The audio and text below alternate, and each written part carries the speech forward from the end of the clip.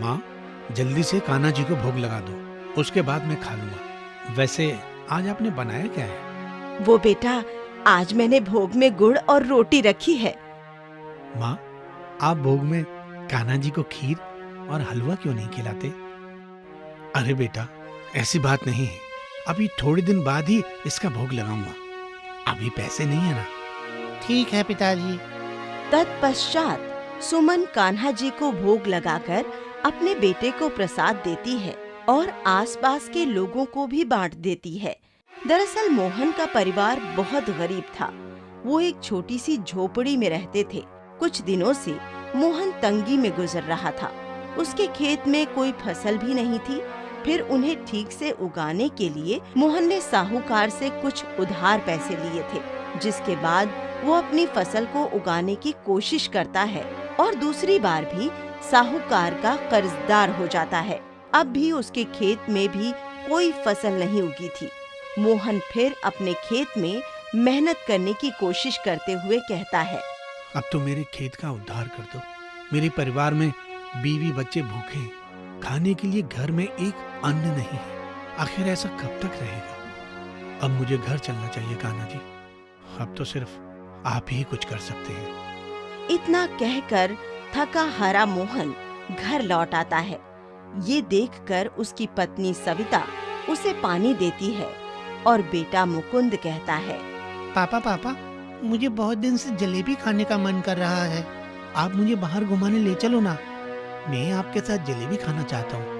मेरे सभी दोस्त अपने मम्मी पापा के साथ जाते हैं। बेटा, थोड़ी दिन और इंतजार कर ले। मैं कोशिश कर रहा हूँ, किसी तरह कुछ फसल तो मेरे खेत में आ जाए। जब कुछ बेचूंगा तभी तो पैसे लाऊंगा। हाँ बेटा, तेरे पापा बिल्कुल सही कह रहे हैं। ठीक है माँ, मैं इंतजार कर लेता हूँ। कान्हा जी मेरे पापा को जल्दी पैसे दे दें। ठीक है, हम कान्हा जी के मंदिर चलेंगे। कुछ समय वहाँ हमारे मन को शांति तो मिलेगी।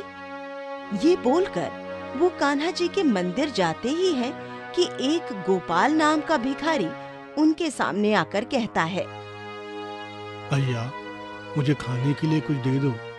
4 दिन से मैंने कुछ नहीं खाया है। बहुत भूख लग रही है। कोई भी मुझे खाना नहीं दे रहा है और मैं बिल्कुल अकेला हूँ। मुझे काम की भी जरूरत है। आपको मैं ये दे दूंगी तो कान्हा जी को क्या भोग लगाऊंगी?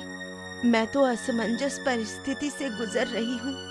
आटे के लड्डू हैं जो कि मैंने गुड़ डालकर बनाए हैं। ऐसा करो सविता, यही खिला दो। क्या पता कान्हा जी हमसे प्रसन्न हो जाए, क्योंकि भूखे को खिलाना जरूरी है। आप बिल्कुल ठीक कहते हैं। ये लीजिए भैया, ये लड्डू खा लीजिए। वाह, ये लड्डू तो अत्यंत स्वादिष्ट हैं। आपसे एक विनती और है कि आप मुझे काम दे दीजिए। मैं तुम्हें कैसे काम दूंगा? 3 साल से मेरे खेत में कोई बढ़ोतरी नहीं हुई है, उल्टा कर्जदार हो गया हूँ। मेरे खेत में कोई भी फसल नहीं आ रही है, तो तुम क्या काम करोगे? मुझे एक मौका तो दीजिए भैया।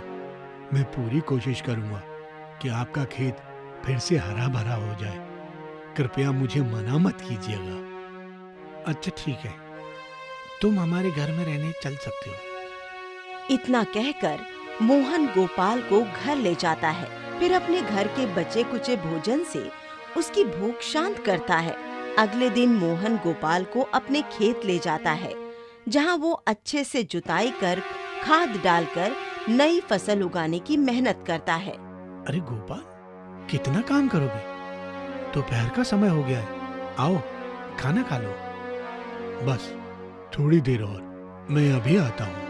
फिर थोड़ा और काम करने के बाद गोपाल मोहन के साथ उसके घर लौट जाता है, जहाँ वो भरपेट भोजन करते हैं। एक शाम सविता छाछ भिगो रही थी, जिससे वो मक्खन निकालकर अलग कर देती है।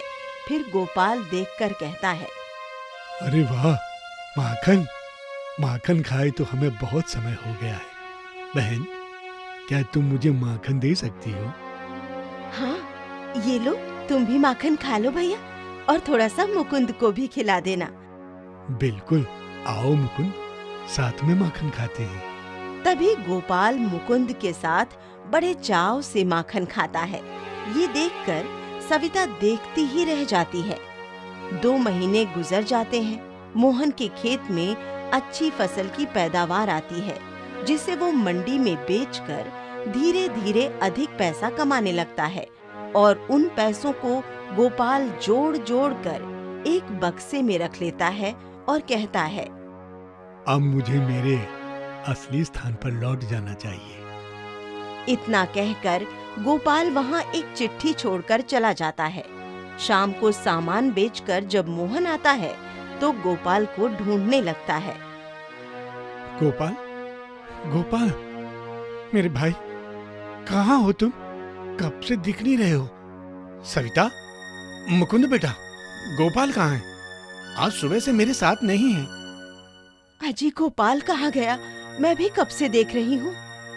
मुझे भी नहीं पता मामा कहाँ चले गए। अरे, यहाँ पर एक चिट्ठी रखी है, जरा देखता हूँ। मोहन भैया, आप सभी यहाँ पर अब कुशल मंगल से रहिएगा। मुझे मेरे असली जगह वापस जाना था, तो मैं जा रहा हूँ। मेरा ख्याल रखने के लिए धन्यवाद। आपका गोपाल। गोपाल ऐसे कैसे चला गया? उसने तो हमसे अपने हिस्से के पैसे भी नहीं लिए। उसी की वजह से आज हमारे खेत में इतनी हरियाली है। 2 वक्त की रोटी भी बड़े प्यार से खा पा रहे हैं। सविता, गोपाल का यूं जाना मुझे बहुत खटक रहा है। वो बिल्कुल अपना सा लगा था। शाम की आरती का वक्त हो गया है, कान्हा जी की। सविता, पूजा की तैयारी करो। माँ, आज तो भोग में श्रीखंड बनाओगी ना? हाँ बेटा। तभी सविता शाम का भोग और पूजा की तैयारी कर आरती करती है। कान्हा कान्हा कब से पुकारूं, हर पल तोहरी राह निहारूं। कृष्ण गोपाल की जय। इसके बाद सविता मुकुंद के हाथ से कान्हा जी को भोग लगा देती है। फिर सब अपने काम में व्यस्त हो जाते हैं। रात्रि भोजन करने के पश्चात जब मोहन सो जाता है तो आंख बंद करने पर उसे गोपाल की छवि याद आती है। वो बहुत सोने की कोशिश करता है पर उसे नींद नहीं आती। गोपाल के लिए इतना व्याकुल क्यों हो रहा हूँ? मुझे कुछ समझ नहीं आ रहा। सोने की कोशिश करता हूँ। मोहन के सोने के पश्चात ही उसके सपने में कृष्ण भगवान आकर कहते हैं, मोहन, अपने मन को स्थिर कर लो।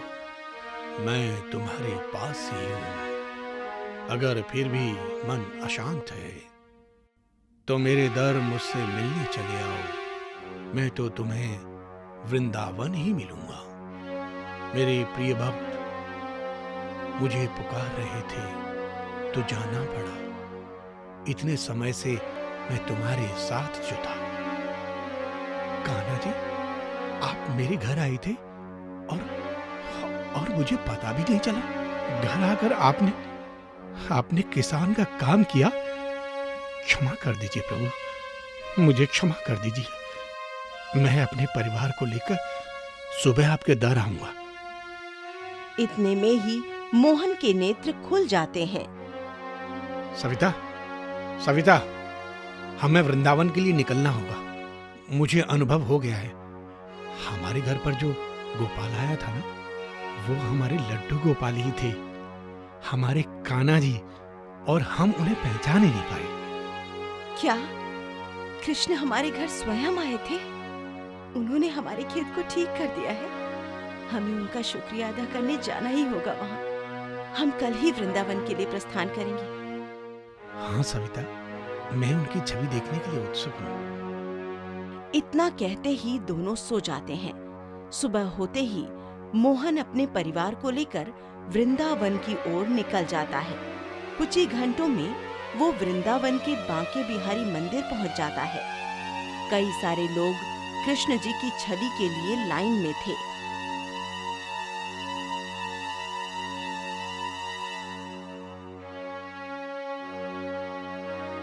पापा, हम लड्डू गोपाल से कब मिलेंगे? थोड़ा सब्र और बेटा, अब हम मिलने ही वाले हैं। आ जाओ, बांके बिहारी जी के दर्शन करो। आइए, जल्दी से भोग लगा दीजिए। बांके बिहारी जी के दर्शन हो गए बोलो। बांके बिहारी जी की जय।